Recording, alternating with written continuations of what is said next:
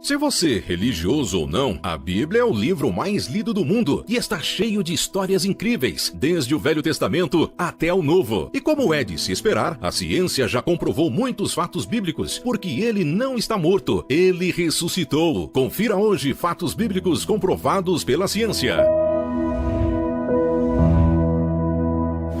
Física da Arca de Noé.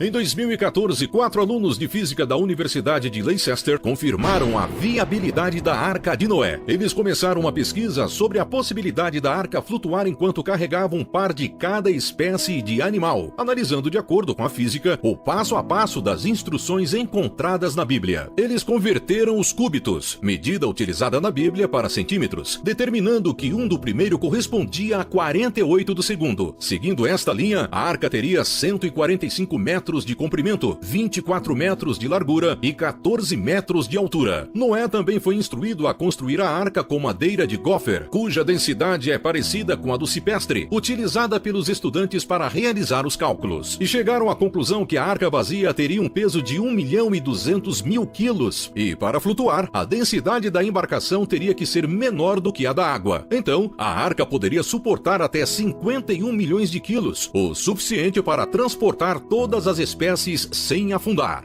Reservatório de Siloé.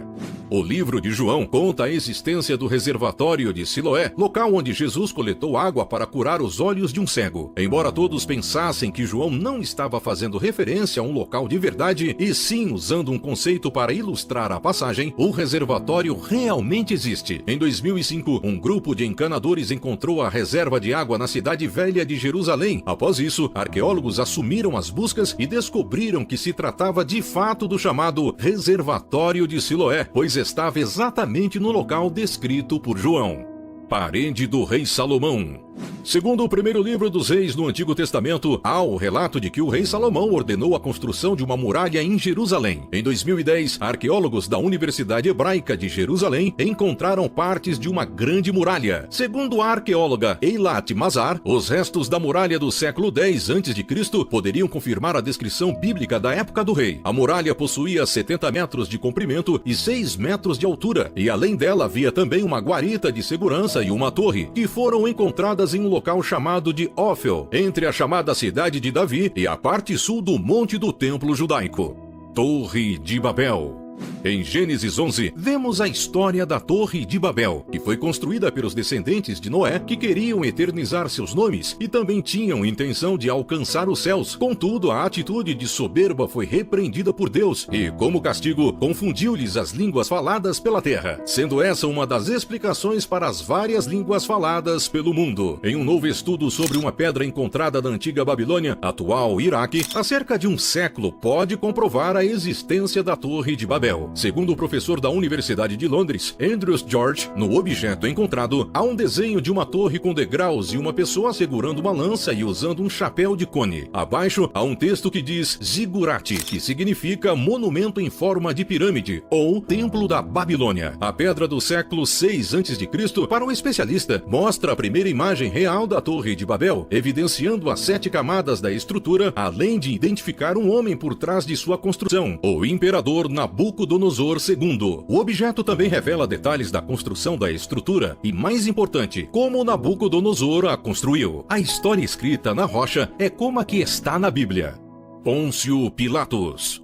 Pôncio Pilatos foi o governador romano que ordenou a morte de Jesus segundo o Evangelho. Em 1961, os arqueólogos liderados pelo Dr. Antônio Frova descobriram em Cesareia Marítima, uma cidade romana antiga ao longo da costa mediterrânea de Israel, um fragmento de pedra calcária na qual foi gravada uma inscrição com o nome de Pôncio Pilatos. A placa de 82 centímetros de largura e 68 centímetros de altura, que pode ser encontrada atualmente no Museu de Israel em Jerusalém, foi escrita em latim e colocada em uma das escadas do anfiteatro de Cesareia. A inscrição diz o seguinte: Pôncio Pilatos, prefeito da Judeia, dedicou ao povo de Cesareia um templo em honra a Tibério. A informação descrita coincide com o reinado do imperador Tibério entre os anos 14 e 37 d.C. e também com o cronograma bíblico descrito no Novo Testamento. Lucas, em seu evangelho, se referiu a Pilatos como o governador romano da Judeia durante o reinado de Tibério César. A Cidade da Primavera.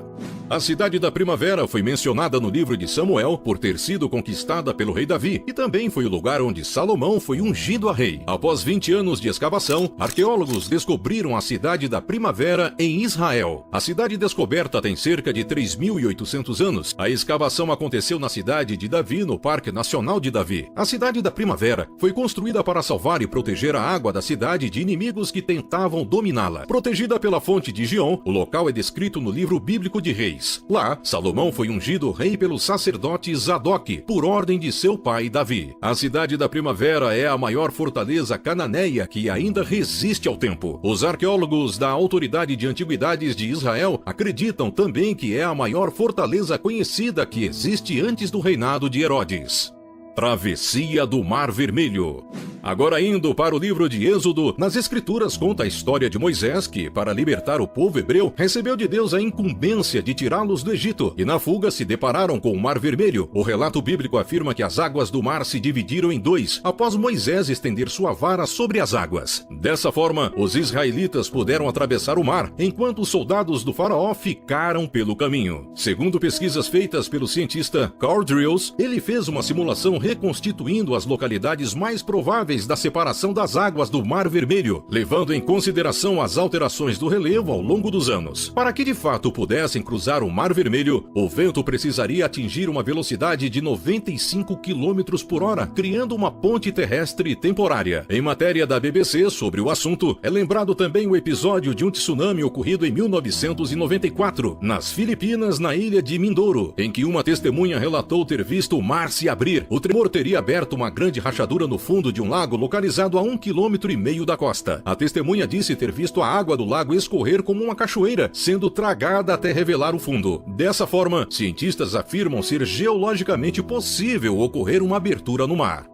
Agora uma curiosidade extra do nosso vídeo. Todo mundo sabe que Jesus morreu na cruz, mas uma coisa que pouca gente sabe é que toda cruz era feita sob medida para a pessoa que ia morrer nela. Antes de Jesus ser crucificado, ele foi colocado na de Barrabás para ser julgado pelo povo. Eles podiam escolher quem seria crucificado e escolheram libertar Barrabás, que era um assassino. E a palavra diz que quando Jesus foi crucificado, ele estava com um braço preso, e quando foram prender o outro, esticaram tanto que deslocaram o seu braço, porque a cruz era muito grande. Logo, não tinha sido feita sob medida para Jesus. Então, a cruz era de Barrabás. E a curiosidade fica ainda maior quando vemos o significado do nome de Barrabás. Barrabás significa filho do Abba, e Abba significa pai. E nós somos filhos do Abba, nós somos filhos do pai. Então, aquela cruz foi feita sob medida para mim e para você. Mas Jesus tomou a nossa cruz e morreu em nosso lugar para que um dia tivéssemos a salvação. Até nos detalhes da história tem a assinatura do amor de Jesus. Então pegue sua cruz e siga-o. Se você gostou do vídeo, deixe seu like, se inscreva e ative o sininho para mais vídeos do tema. Deus o abençoe e até a próxima!